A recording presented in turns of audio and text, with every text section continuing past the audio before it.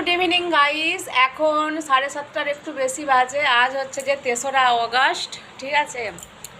আজকে আবার একটা যাচ্ছি মন্দিরে জল ঢালতে। এটা সিদ্ধেশ্বর, সেটা ছিল সর্পেশ্বর। তো এই যে এই জামাটা এবার আজকে কিনে নিয়ে আসলাম বিকেলে গিয়ে।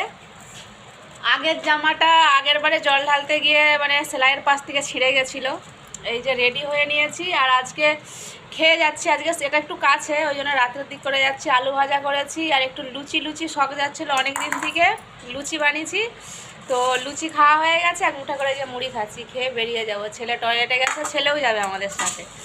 তো চলো, ওখানে যে গিয়েছিলাম ওর হাফ রাস্তা, ঠিক আছে। যদি ওটা 36 কিলোমিটার হয়, এটা 18 কিলোমিটার। তো চলো খেয়ে নিই। আর এখন কটা বাজে? ওই 8টা বাজতে 15 মিনিট বাকি।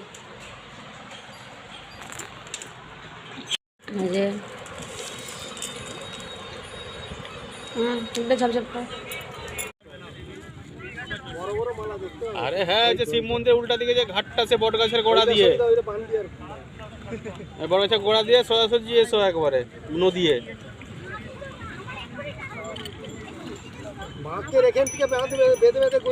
এই ওরা এখনো বেড়াচ্ছে, ওরা বেরোতে সব দেখা দেখি নাই ভাই। রাস্তায় নদী ফটো তুলছে। বাজে, এখন আমরা নরাজ ব্রিজে এসে পৌঁছেছি। তো ওখানে ফল দিচ্ছে এক জায়গায় বড়া তরকারি দিচ্ছে। আর ওদিকে ওই ব্রিজের ওপারে অনেক কিছু দিচ্ছে খিরি টিরি করে। এদিকটা খিরি আরে দেয়নি, অন্নভোগ দিচ্ছে, বাট অন্নভোগ আর খাওয়া হয়নি।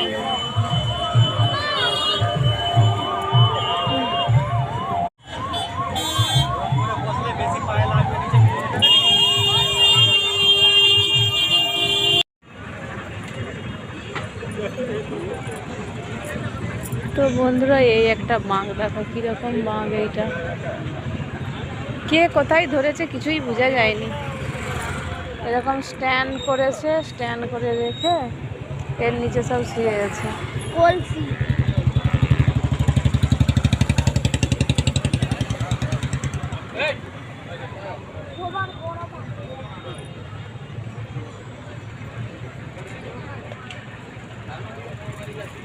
শুধু কাঠ দিয়ে বানানো, কিছু। ওটা কি লেখা আছে বলতো?